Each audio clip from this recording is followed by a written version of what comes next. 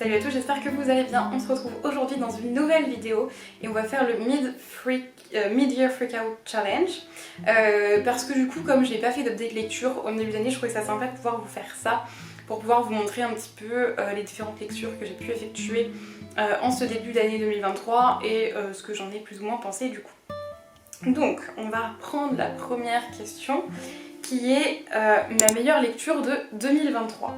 Alors pour cette première question, en vrai il y en a deux que j'arrivais pas à départager, mais le deuxième pouvait rentrer dans la question d'après, donc du coup j'ai fait comme ça. Donc du coup pour cette question-ci, je vais vous présenter La Porte du Roi de Lisa Schneider. Donc le premier tome, Liberté entravée, c'est un livre en auto-édition. J'ai eu un énorme coup de cœur pour ce livre. On suit Ehsan qui est esclave au palais royal, donc la porte du roi. Elle va servir le prince Shahin et en fait va commencer à se créer un petit peu un lien entre eux et elle va essayer de lui faire comprendre un petit peu comment vivent les esclaves et toutes les choses pas très cool, voire même horribles qu'ils peuvent subir. Et j'ai adoré, il y a du complot, il y a... alors c'est assez violent par moments, il y a vraiment des intrigues de cour, il y a des relations absolument magnifiques entre les personnages, ça se lit hyper vite, j'ai adoré, je vous recommande vraiment de découvrir ce livre parce que pour le coup il est très peu connu. Mais c'est vraiment une dinguerie, donc foncez le découvrir. Ensuite du coup la deuxième question c'est la meilleure suite lue en 2023 et c'est avec celui-ci que j'arrivais pas à départager pour ma meilleure lecture de 2023 et il s'agit du tome 2 de Mémoires de la forêt de Michael Brun-Arnaud que j'ai lu en une journée, ça n'arrive jamais donc pour vous dire.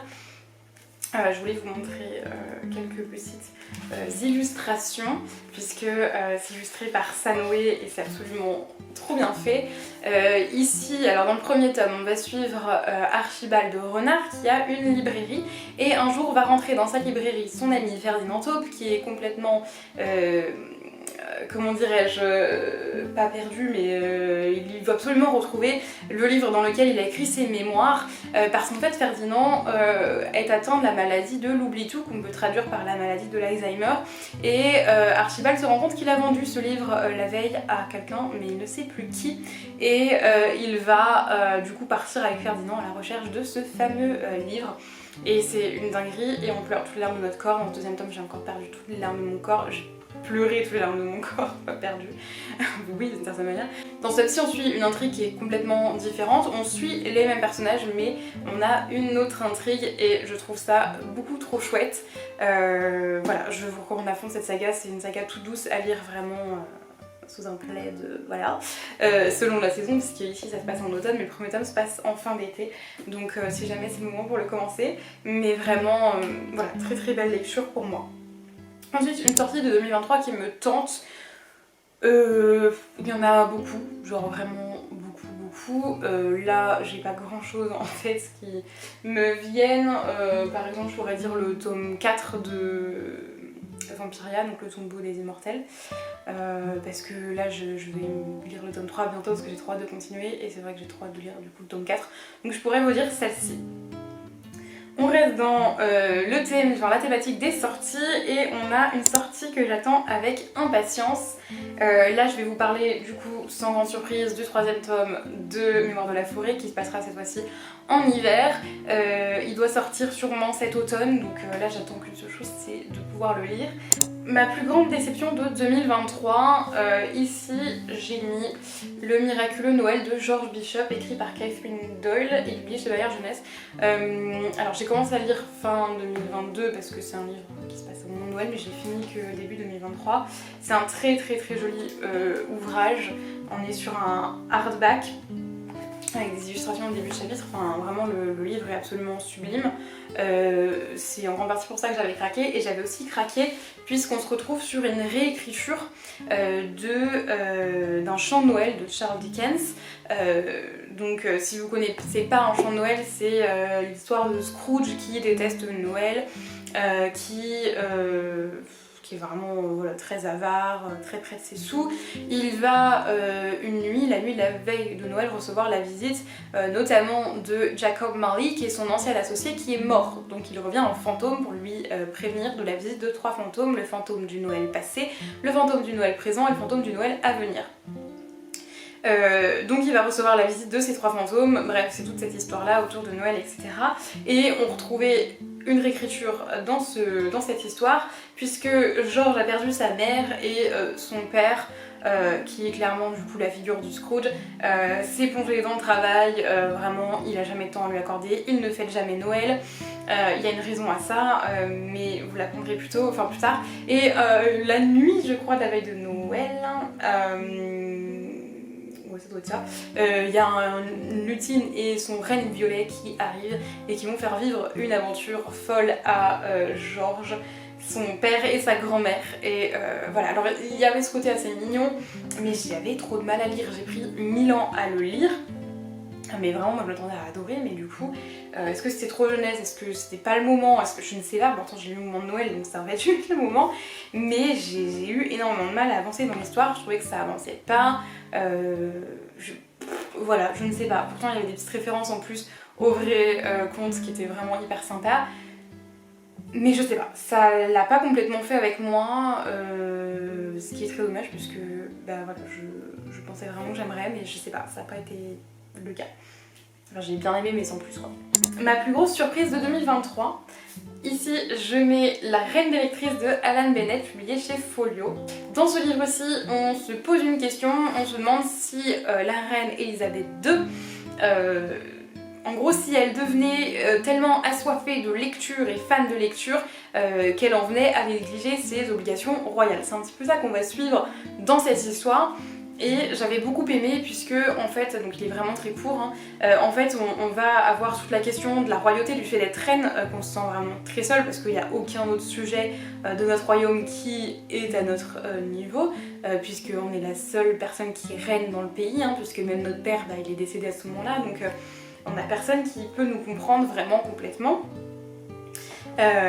Donc il y a cette dimension-là, il y avait toute la dimension de la littérature, de la lecture, c'était très bien fait. Alors il y avait des petits trucs où je me disais bon faut vraiment prendre avec des pincettes parce que jamais de la vie ça n'arriverait, puisque vraiment la reine elle devient quelqu'un méconnaissable concrètement, mais voilà, j'avais beaucoup aimé le découvrir, donc si jamais ça vous tente je vous le recommande parce qu'il était très chouette. Ensuite, prochaine question, mon nouvel auteur préféré, alors peut-être sans surprise mais c'est Michael Brun-Arnaud. J'avais lu l'année dernière du coup juste le premier tome en fait de Mémoire de la forêt que j'avais beaucoup aimé, mais de là à dire que c'est un de mes auteurs préférés, bah non, puisque j'avais lu qu'un livre de lui. J'ai lu du coup ce tome 2 qui a été un énorme coup de cœur comme le premier, et j'ai lu aussi Les Vallées Closes. Alors Les Vallées Closes c'est très mitigé sur mon avis parce que on est sur un vocabulaire qui est très vulgaire, qui va avec le livre, hein, mais ça m'a un petit peu bloquée. Mais l'histoire en elle-même était bonne, elle était vraiment bien, donc voilà, ça a été un petit peu plus mitigé, mais pour autant j'aime énormément l'auteur, pour l'avoir rencontré plusieurs fois, etc.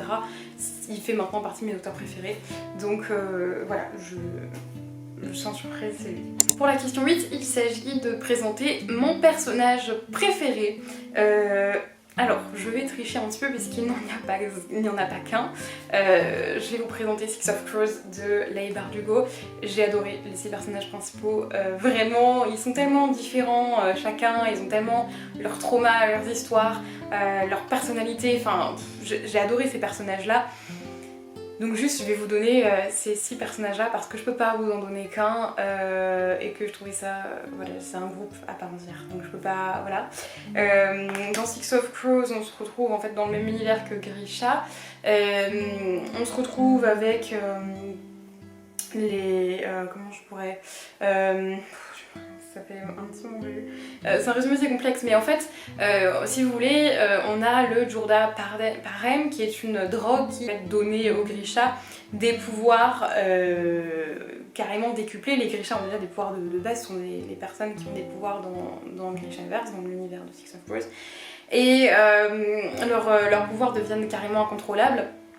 Et donc du coup, on va charger Kaz et sa bande, donc les 6 personnages dont je vous parlais, Kaz, Inej, Mathias, Nina, Jesper et Willan, de du coup aller...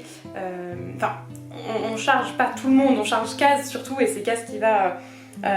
partir avec certains de ses comparses et qui va en rencontrer au fur et à mesure, mais surtout En fait, ce qui se passe, c'est que ils vont être chargés d'aller...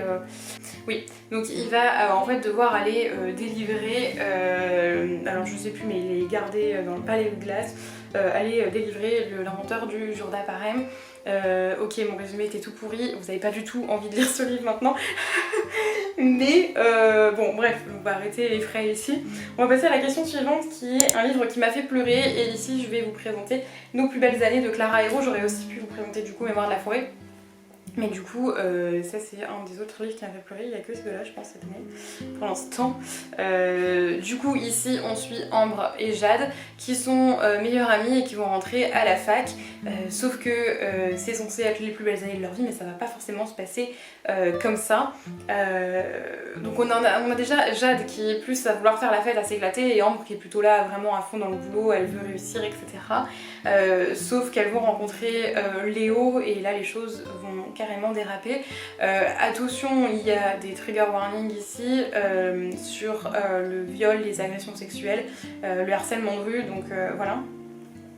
Mais ça a été un livre bouleversant, poignant et que je recommande à beaucoup de lire parce que franchement c'est important, vraiment très important, donc voilà. Et lui oui il m'a tiré du coup quelques larmes. Ensuite, avant-dernière question, un livre qui m'a rendue heureuse, et ici je vais vous parler de Il est grand temps de rallumer l'étoile de Virginie Grimaldi. C'est un livre tout chaleureux, tout mignon. Du coup on suit Anna qui a deux filles, Chloé et Lily.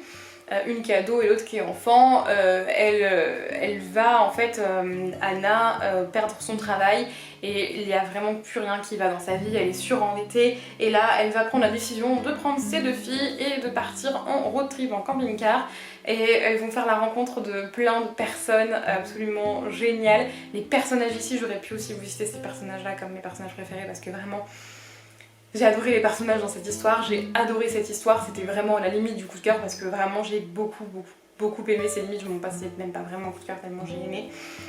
C'est frais, c'est hyper agréable à lire, vraiment je vous recommande à 1000% de lire ce livre, ça fait du bien en fait. Donc voilà, il y a des vrais sujets poignants aussi, tels que l'autisme, le harcèlement scolaire, l'hypersensibilité, enfin bref c'est absolument génial, je vous recommande à fond vraiment de lire ce livre.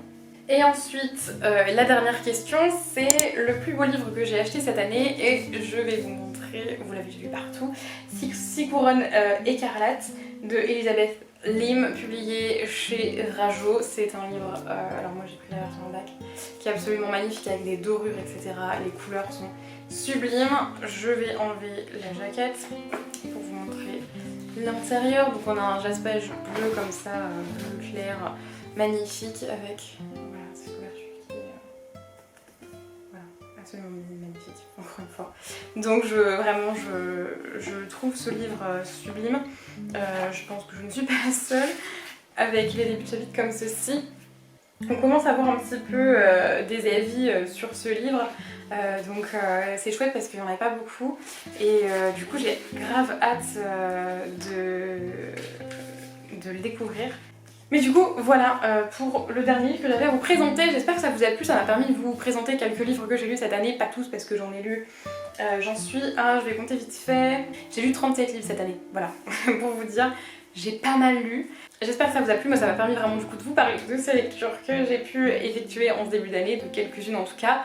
Je reviendrai de toute façon avec des updates lectures, j'ai dit que j'en ferais peut-être pas, mais en fait je vais en refaire parce que je trouve que c'est quand même le format le plus intéressant sur YouTube, sur la sphère littéraire, de pouvoir vous parler en fait de mes avis de livres que j'ai lus. Donc bref, voilà, je vais vous laisser là et on se retrouve dans une prochaine vidéo. Bye!